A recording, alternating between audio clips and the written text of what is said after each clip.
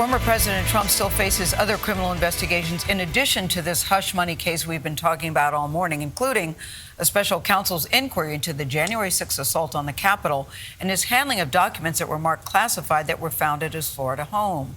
The district attorney in Atlanta, as you've heard, is also weighing charges in Trump's effort to interfere in the 2020 vote count in Georgia. Let's focus now on what will happen here in New York City next week. Tuesday, they say, is the day Attorney Joe Tacopina is defending the former president in the Manhattan DA's case. It's good to see you again. So what is Trump gonna do when he goes to jail for Stormy Daniels, and then gets indicted in Georgia for election interference and has to go to jail there, and then for Mar-a-Lago and January 6th? He is pretty screwed. Again, Mr. Tacopina, let's start right away with this question. When did you and the president find out about this indictment? We were all led to believe that it was going to be delayed sometime. Yeah, we were led to believe the same thing, Gail. I mean, it was yesterday at around 5:30 in the afternoon, much later in the day than normal, but that's when we learned. Have you had a chance to look at the indictment? I know it's sealed. Have you had a chance to see it? We've not. People are reporting how many counts are and whatnot. It's all, news to us. I mean, we've unfortunately gotten a lot of our information in this saga through media reports. We've not seen it. When it's unsealed, we will take a look at it. Well, if you haven't seen it, how can you and your team say that it's a political witch hunt, that it's politically motivated, if we don't really know exactly what's in it yet? No, I know what's in it. What I don't know is the number of counts and what the counts are premised on, but I do know the subject matter of the indictment. They've made that clear to us. It's about a civil confidentiality agreement executed by President Trump's ex-lawyer, a lawyer for Stormy Daniels, and nothing more. So we know it's premised and based on that fact pattern, which doesn't equate to a crime. Not even close to a crime.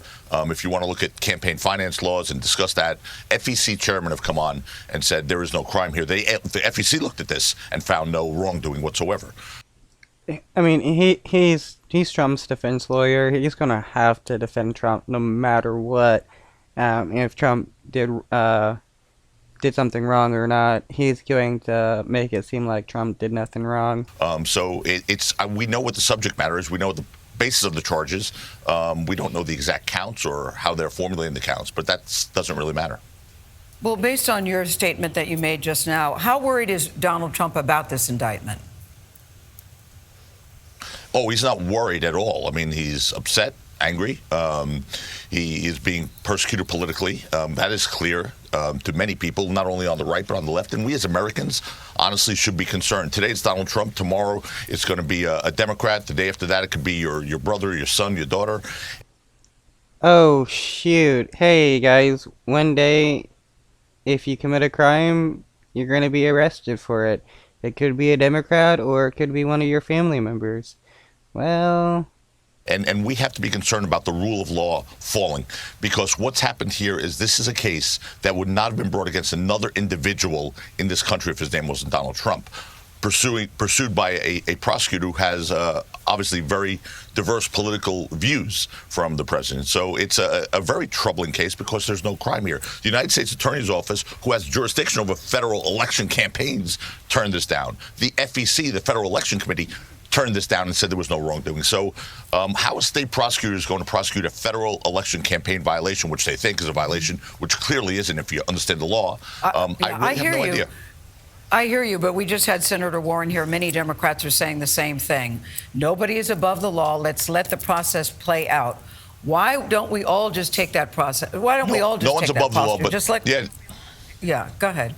Yeah, I agree with you. Just no one's above the law. Just let the process play out. Could not agree with you more. But no one's below the law either, right? And we shouldn't pick the person and then try to find the crime. And if you read that prosecutor's book...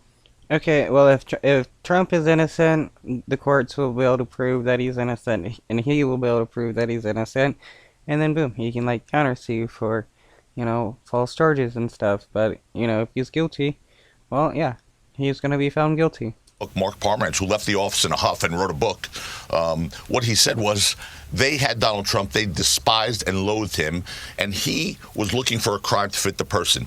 That's Nazi Germany era. That's communist China, Soviet Union. We do not do that in this country. We don't go after people we don't like and try to find a crime. And that's what happened here. All right, can you just tell us briefly the process on Tuesday? What will happen? Will Donald Trump show up in New York? Will he be walked in the front of right in the front doors of the court case in 20 seconds?